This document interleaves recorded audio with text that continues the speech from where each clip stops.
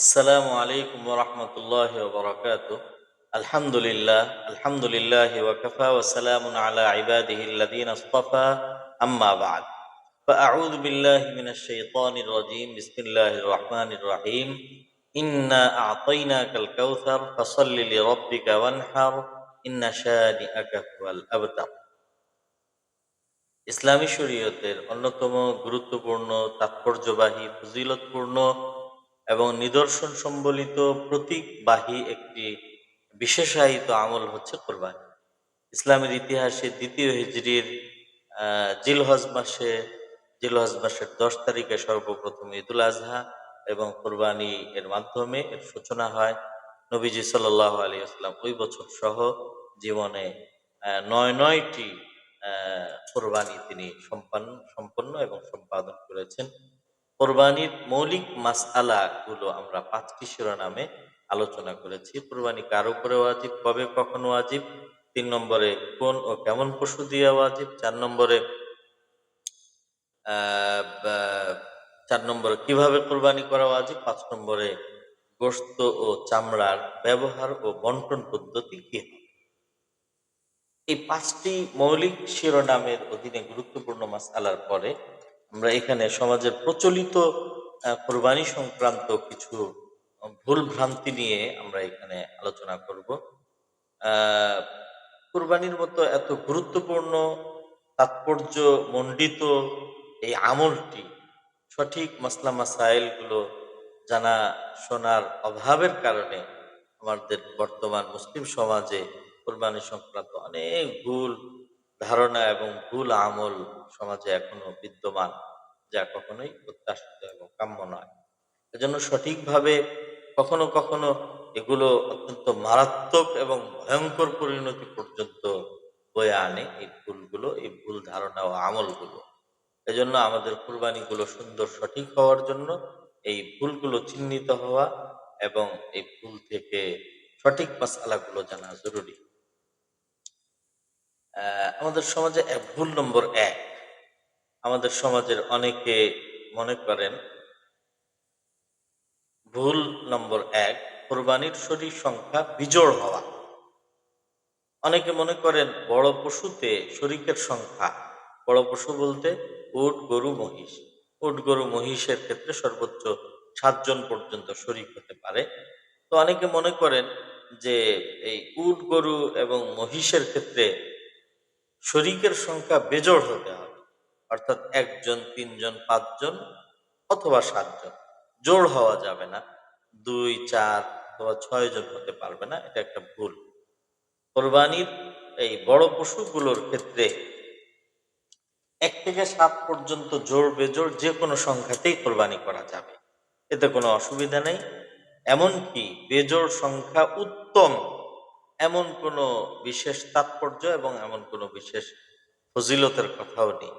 বরং কোরবানি করার ক্ষেত্রে যেমন শরীক পাওয়া যাবে, জোড় হোক বেজোড় হোক, 1 থেকে 7 পর্যন্ত সব ধরনের শরীক নিয়েই কোরবানি করা যাবে।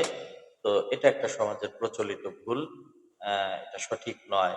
অতএব তাতার ফানিয়া খণ্ড নম্বর 17 এবং 53 নম্বর পৃষ্ঠাতে এই ভুল চিহ্নিত করে এই সঠিক মাসআলা এখানে বিস্তারিতভাবে আলোচনা করা হয়েছে। 2 নম্বর ভুল, সামাজিক প্রচলিত ভুল, অনুমান করে গোশত বন্টন করা।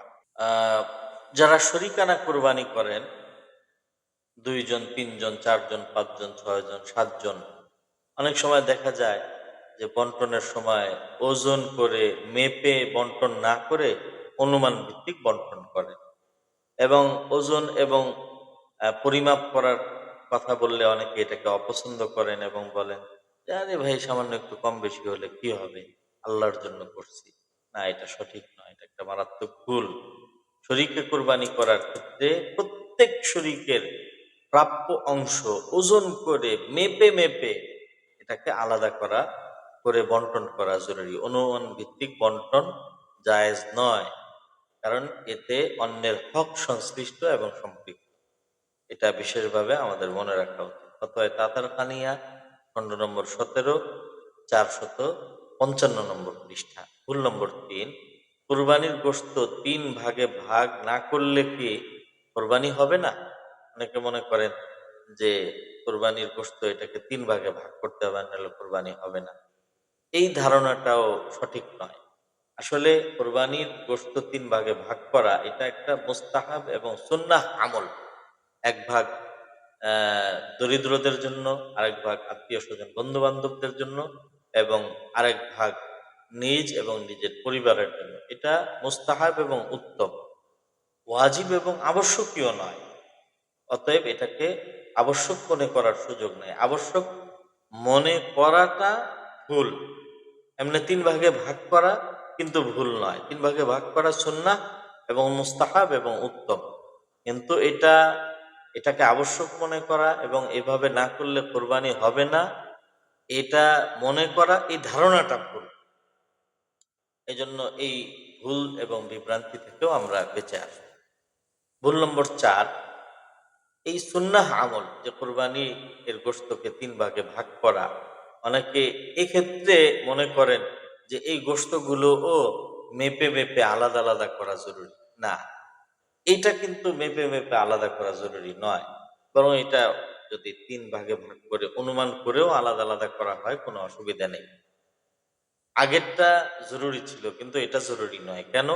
তার কারণ হচ্ছে যে শরিকানা কুরবানির ক্ষেত্রে আরেকজনের অধিকার এবং হক সংশ্লিষ্ট ছিল। ওইখানে কমবেশ হলে আরেকজনের হক নষ্ট হতো। ওয়াজিব আবশ্যকীয় হক নষ্ট হতো। কিন্তু মুস্তাহাব পদ্ধতিতে ৩ ভাগ করার ক্ষেত্রে এখানে কমবেশ হলে কোনো অসুবিধা নেই, কারণ এটা আরেকজনের হক, আবশ্যকীয় হক এখানে সংশ্লিষ্ট নয়।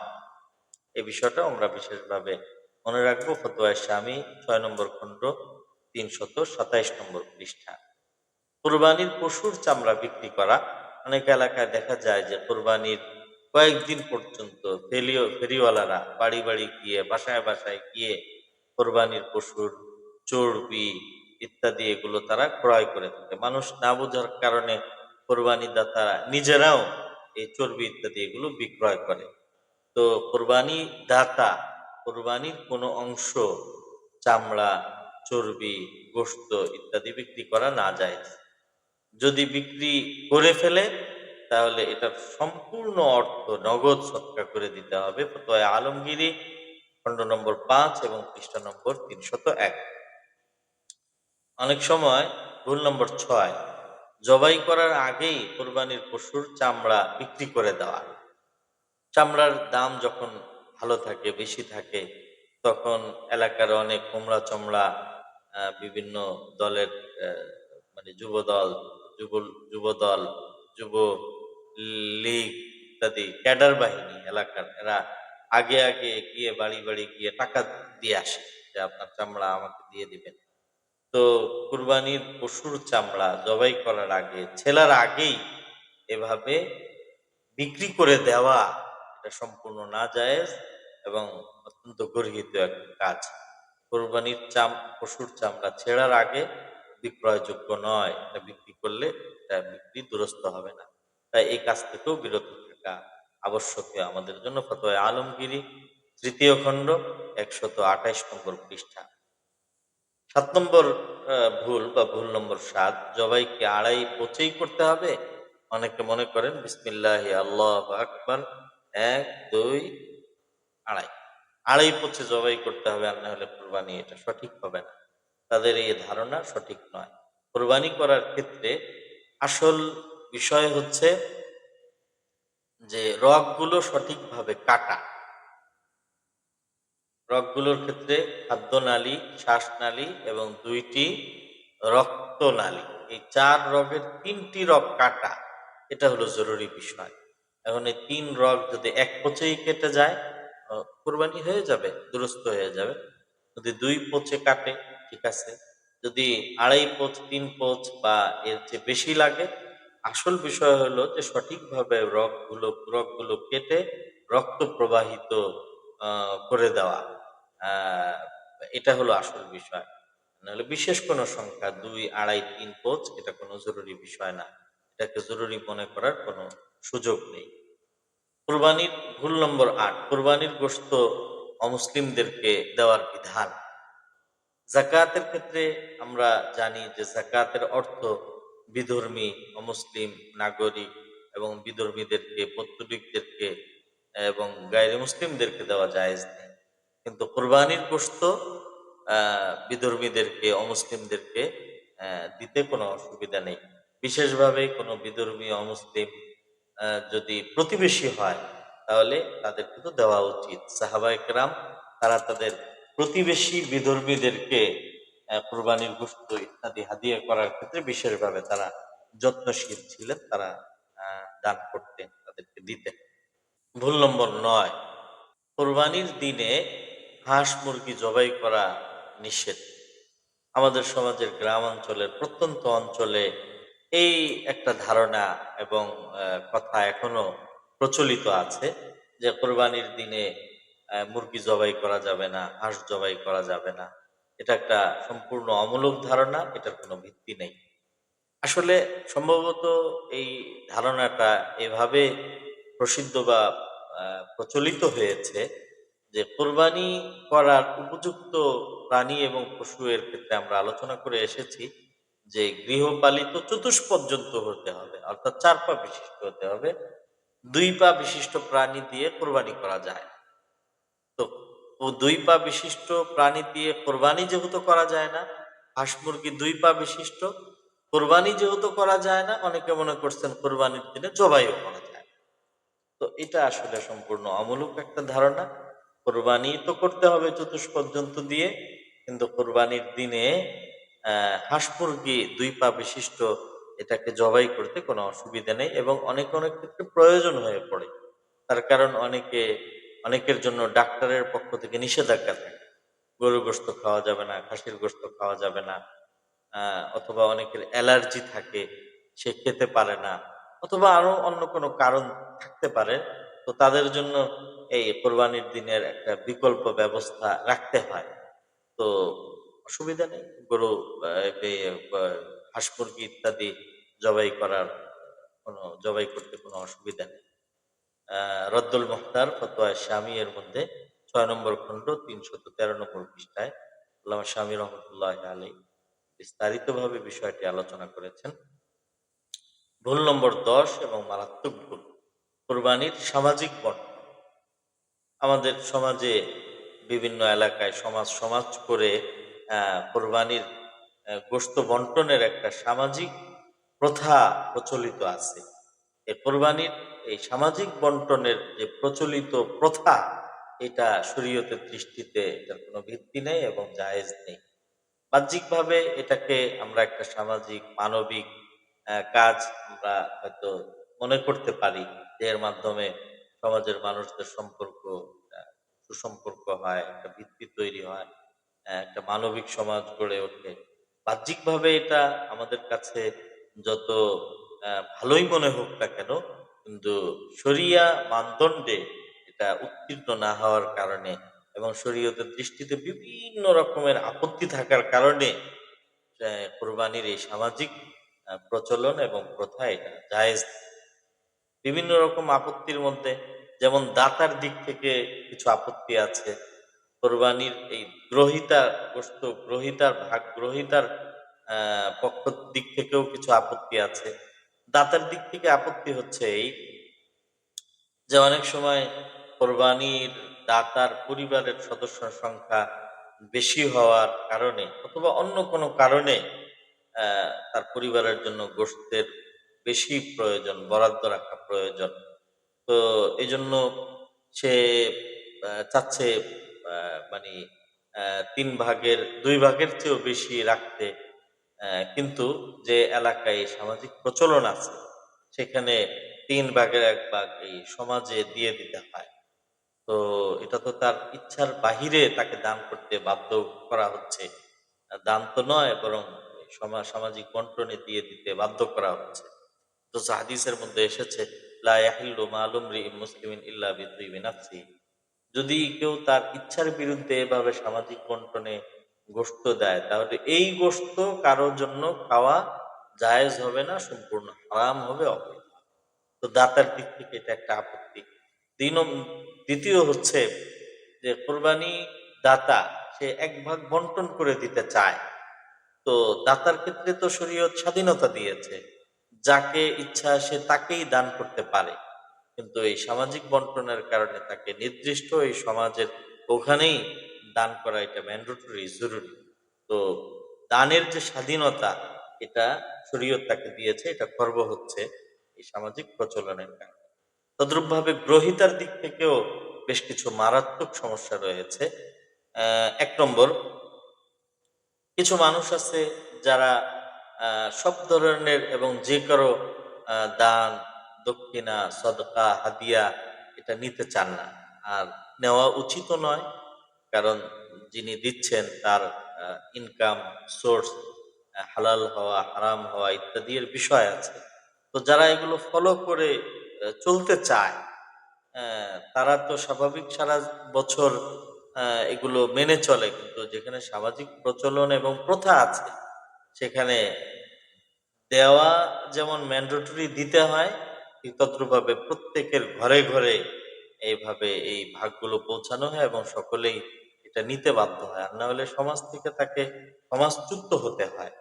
তো এটাও খুব মারাত্মক একটা বিষয় যে একজন মানুষ যে কারো দেওয়া জিনিস নিতে চায় না, আর সে কুরবানির দিনে এই ভাগ নিতে সে বাধ্য হয়।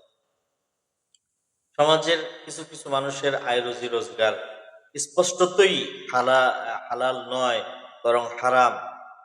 কিন্তু এতদ সত্ত্বেও এই হারাম উপার্জনের দেওয়া কুরবানির গোশত এটা সমাজের প্রত্যেকের ঘরে ঘরে, এমনকি ইমাম সাহেব এবং এলাকার ধর্মপরায়ণ যারা ধর্মকর্ম নিয়ে চলেন তাদের ঘরেও এই গোশত পৌঁছে যাচ্ছে এবং তারা নিতে বাধ্য হচ্ছে। এটা কত মারাত্মক একটা বিষয়। ৩ নম্বরে এখানে বড় ধরনের আরেকটি আপত্তি হচ্ছে এই যে এই ভাগগুলো আহ, যারা কুরবানি দিয়েছেন তাদেরকেও এর থেকে একটা অংশ দেওয়া হয়, আমাদের এলাকায়ও দেওয়া হয়। তো তারা দান করেছে, আবার তাদেরকেও এখান থেকে একটা অংশ দেওয়া হচ্ছে। তো দান করে আবার সেখান থেকে আবার নেওয়া, এটা কেমন যেন দান ফেরত দেওয়া, যদিও পুরো নয় বরং অংশ বিশেষ। হাদিসের মধ্যে এটাকে অত্যন্ত জঘন্য কাজের সাথে তুলনা করা হয়েছে।